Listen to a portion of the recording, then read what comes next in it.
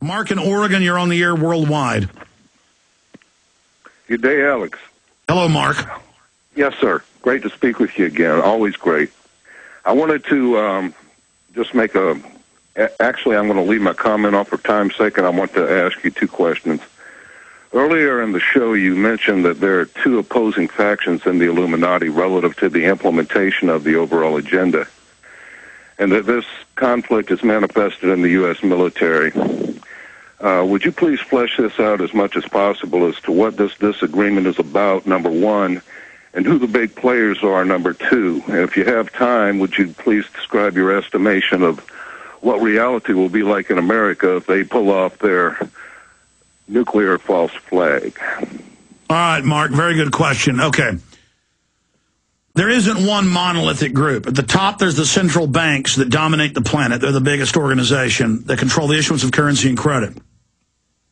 Beneath them, there is a lot of old money that isn't part of the inner elite, but is tied into it, different business dealings. And there's a lot of upper middle class people and organizations and groups that are now realizing that globalization isn't good. Globalization means to screw them, the nouveau riche, just like it screwed the American people with NAFTA and GATT. And so you have a lot of people that thought they were members of the establishment that are now figuring out in the end game they've been set up as well. Okay? Yes, sir. So that's, and again, I appreciate your call, Mark. Let me finish the answer here because you said you wanted to move on. So you have that going on. And in the military, you've got a lot of great men and women who are patriots who are finally being forced to see how they're being used to bring down the republic. And so you've got the population waking up, and you've got the elite with this long-term plan being carried out. And so that's the battle that's going on. Let's talk to Herman in New York. Herman, you're on the air. Yes, hello, Alex. Can you hear me? Yes, sir. Yes, I just want to say that everything you've been saying is correct. Hundreds of thousands of foreign troops have been deployed. Like you said, FEMA camps, body scanners, Boy Scouts training. I mean, the media is scaring us. This has pretty much been planned for years. Exactly. They've got their forces in place. They admit they'll use foreign troops in America in NLE 09. It's all on record. They're merging our troops with the Mexican military. All this is going on. I mean, this has all been premeditated. Absolutely. And I just wanted to say, first thing I want to say, two things, is that this is actually going to be the perfect time to spread your DVD to Police State 4 and Invisible Empire. But my question is this. Do you think this time, as skeptical as the people are, that this false flag will work? Thank you. God bless you. I don't think it's going to work. Reading Cass Sunstein at the White House, the regulations are, reading RAND Corporation, reading Pentagon documents, listening to what the elites are saying, because they think the public's dumb and doesn't read their own documents, they come within 1 inch of admitting they're staging the terror. I remember 4 years ago, it's in Truth Rising, Luke Radowski and others asked one of the head CFR guys, former Senator Gary Hart, well, you wrote a letter to Iran saying the U.S. government stages terror attacks, and they better watch it because we'll stage another one and attack them. And then he first denied it, but then once they had the letter, he said, okay, I did write that. So, see, they operate with each other kind of out in the open, thinking we're all dumb and don't see what's happening. And what was his question? I started answering it and then forgot what the question was. He was asking about nuclear terrorism. Will they be successful if they stage it? And that kind of goes into the comment or the question from the caller in Oregon. I don't know, but the globalists are scared now. They realize when you read their own documents, when you watch Bill Clinton, when you hear them, that they understand there's never been an awakening this big. People have never been this upset and focused on real issues.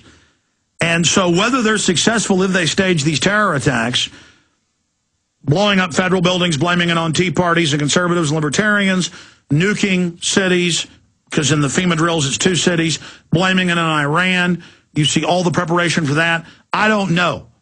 But there's clearly gauging it, sending up trial balloons, deciding right now on whether they're going to do it or not. And what will life be like? They'll stage a big attack, get people all scared to circle around the government. They'll start taking the pension funds in the middle of it, saying they have to do it. They'll start assassinating political leaders, radio talk show host. I'm talking national host, big host. They'll try to scare people into shutting up. And then if we give in to the fear, they're going to win and roll out a Soviet-style takeover, run by the banks to consolidate our wealth. The communism is run by the big banks to take the middle-class wealth and destroy their hereditary enemies. So it's all up in the air right now, but we're going into the greatest challenge to humanity, not just the United States, we've seen in history. And the time for mincing words, the time for playing games, the time for holding back is over. Let's talk to Annie in New York. Annie, go ahead. You're on the air. This will take me 45 seconds. In regard to the caller from Las Vegas, DOD was always a signatory to the Federal Response Plan, since renamed during Bush the Dumber regime, and DOD became the lead agency along with DHS. And, of course, these changes came during the James Lee Witt Clinton years, which female employees were told were necessary because of the screw-up with Hurricane Andrew during Bush the First, where FEMA was told to stand down. The military responded in the late 90s during bioterrorism modules. Yeah, the military that's taken over so many other countries is now crawling all over the United States in covert operations. Absolutely, and unbeknownst to FEMA reservists, we would hear during bioterrorism modules that the time was soon approaching where the agency would go from saving lives, and in the case of like a sarin gas attack in the New York City subways, hundreds of thousands would die because That's right. In fact, pull it up in the last 3 minutes. I appreciate your call. I covered it Friday. I believe it was an AP article. Obama says cities may have to wait after nuclear attack as much as 70-plus hours. Pull that up and put it up on screen. Obama says cities may have to wait in nuclear aftermath. That should pull it up. Absolutely. This is all about martial law. Great points. This is their pretext to take over society. What elite wouldn't do this? They're ruthless. That's why they're in control. Marlene in Mass, you're on the air. Hi, Alex. How are you? Well, I got a piece of information for you from what I know about the border. You know how you were saying they were laying off Homeland Security people? Well, what they're doing is they're putting in their place these towers, and then they put sensors in the ground. And what's going to happen is, like, when people go toward the border or try to leave, these sensors sense these people. And what I'm thinking exactly, they're locking the American people in, keeping us from being able to get our money out of the country. Roaches get in, they don't get out. Exactly. So, and also, it'll also tip them off if a drug dealer that they don't like is coming over the border. They can sense them coming over the border. So well, I've talked to high-level Pentagon people. They'll be told, and this has been in the news, to let one drug plane in but shoot down another. Exactly.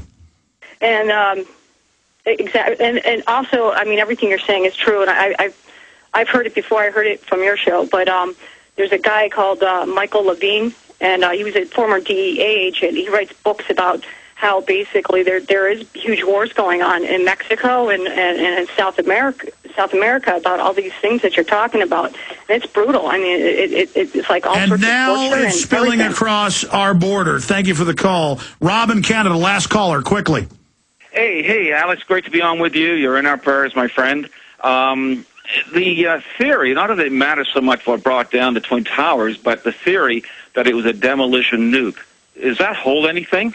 Well, I know that some major peer-reviewed studies in England did find high levels of radioactive isotopes that would be involved in nukes. But Building 7 looks like a conventional demolition. I'm out of time. Folks, we only cover the facts. We have criminal groups running our country. We have got to have an awakening and grow up and say no to it, or things are only going to get worse. I mean, my gosh. The Gulf of Tonkin was staged. Operation Northwoods is declassified. They're sending fake Nazis to Tea Party rallies to demonize us. Bill Clinton's out saying he hopes there doesn't have to be a terror attack in America to shut down the Tea Parties. It's a veiled threat to everyone. We are going into slavery. We have to stand up and say no. See you back tomorrow, live 11 a.m. at Infowars.com. Great job, crew.